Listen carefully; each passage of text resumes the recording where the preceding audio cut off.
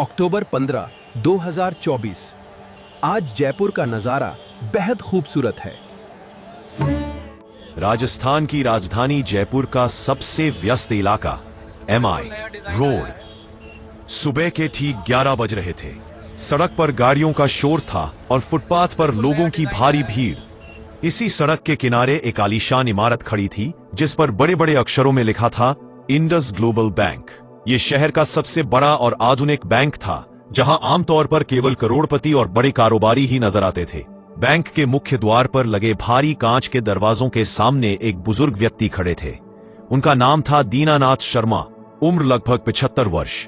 उन्होंने एक बहुत ही साधारण हल्का मटमैला सफेद कुर्ता और साधारण धोती पहन रखी थी। पैरों में बरसों पुरानी चमड़े की चप्पलें थीं जो कई जगह से घिस चुकी थीं। उनके एक हाथ में एक पुराना सा लिफाफा था। जैसे ही दीनानाथ जी ने बैंक के अंदर कदम रखा, ठंडी वातानुकूलित हवा ने उनका स्वागत किया। अंदर का नजारा किसी महल से कम नहीं था। मखमली कालीन, चमकते फर्श और महंगे झूमर। सुरक्षा गार्ड ने उन्हें ऊपर से नीचे तक देखा। उसे लगा शायद कोई रास्ता भटक गया है या मदद मांगने आया है। लेकिन दीनानाथ जी के चेहरे पर एक अजीब सी शांति और आत्मविश्वास था।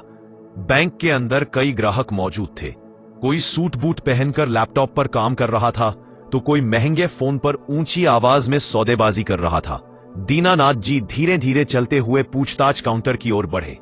वहां एक महिला कर्मचारी बैठी थी जिसका नाम कविता था।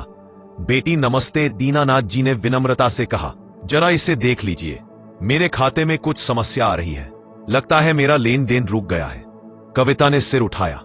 दीनानाथ जी के साधारण पहनावे को देखते ही उसके माथे पर बल पड़ गए। बिना किसी सम्मान के उसने कहा, आप अपना लिफाफा लेकर किसी सरकारी बैंक में जाइए, वहां आपकी मदद हो जाएगी। दीनानाथ जी मुस्कुराए।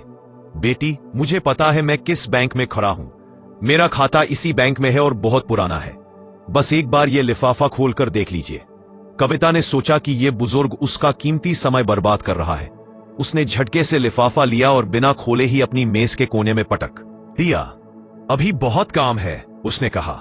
आप वहां कोने में कुर्सियां लगी हैं, जाकर बैठ जाइए। दीनानाथ जी बिना कुछ कहे वेटिंग एरिया की ओर चले गए। वहां आरामदायक सोफे लगे थे, लेकिन वहां बैठे अमीर ग्राहक दीनानाथ जी को देखकर नाक सिकोड़ने लगे। एक व्यक्ति अपने दोस्त से फुसफुसाकर बोला, पता नहीं आजकल बैंक वाले ऐसे लोगों को अंदर क्यों आने देते हैं, इससे बैंक का स्तर गिरता है। दीनानाथ जी ने सब सुना, लेकिन कोई प्रतिक्रिया नहीं दी। करीब 1 घंटा बीत गया। बैंक में लोगों का आना जाना जारी रहा। कविता ने कई ग्राहकों की फाइलें निपटा दी, लेकिन दीनानाथ जी के लिफाफे की ओर एक बार भी नहीं देखा। दीनानाथ जी फिर उठे और काउंटर पर पहुंचे। कविता झुंझला उठी। बाबा, आपको समझ नहीं आता, मैनेजर साहब बड़े कारोबारियों के साथ मीटिंग में है। उनके पास आपके जैसे लोगों के लिए वक्त नहीं है। आप जाकर बैठिए। इसी समय बैंक के मैनेजर राजेश अपने केबिन से बाहर आए। वह किसी क्लाइंट को छोड़ने आए थे। कविता बोली, सर, यह बाबा कब से परेशान कर रहे हैं। कह रहे हैं कि इनका खाता इसी बैंक में है और आपसे मिलने की जिद कर रहे हैं। राजेश ने दीनानाथ जी को तिरस्कार भरी नजर से देखा और हंसते हुए बोला, बाबा, यह समय बहुत कीमती है। हमारे पास फालतू लोगों के लिए वक्त नहीं होता। कृपया यहां से चले जाइए। दीनानाथ जी शांत स्वर में बोले, बेटा, इंसान को उसके कपड़ों से नहीं, उसके कर्मों से पहचाना जाता है। राजेश हंस पड़ा।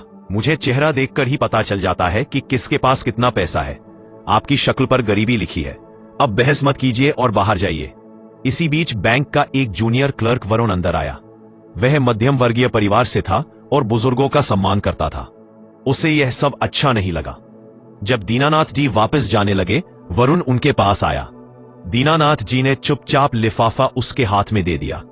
वरुण ने लिफाफा खोला और अकाउंट नंबर सिस्टम में डाला। अचानक उसके हाथ कांपने लगे।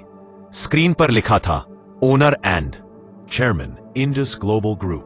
वरुण की आंखें फैल गईं। उसने दोबारा चेक किया। दीनानाथ शर्मा, इस बैंक के संस्थापक और 60% शेयरों के मालिक। वरुण दौड़कर मैनेजर के केबिन में पहुंचा। सर, बहुत बड़ी गलती हो गई है।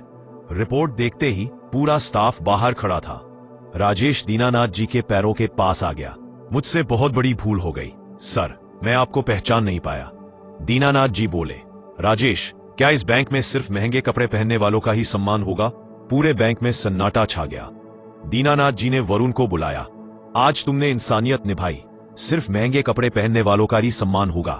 कविता को कड़ी चेतावनी दी गई। दीनानाथ जी बोले, बैंक केवल पैसों से नहीं बल्कि सम्मान और भरोसे से चलता है। उस दिन के बाद बैंक की सोच बदल गई। दीनानाथ जी साधारण टैक्सी में बैठकर चले गए। आज भी उस बैंक की दीवार पर लिखा है, यहां इंसान को उसके कपड़ों से नहीं उसके व्यवहार से आंका जाता है। शिक्षा, विनम्रता सबसे बड़ा आभूषण है। पद और पैसा नहीं, व्यवहार हमारी असली पहचान होता है। अगर आपको मेरी कहानी पसंद है तो लाइक करें, सब्सक्राइब करें और कमेंट करना ना भूलें, ताकि हम आपके लिए एक नई कहानी ला सकें।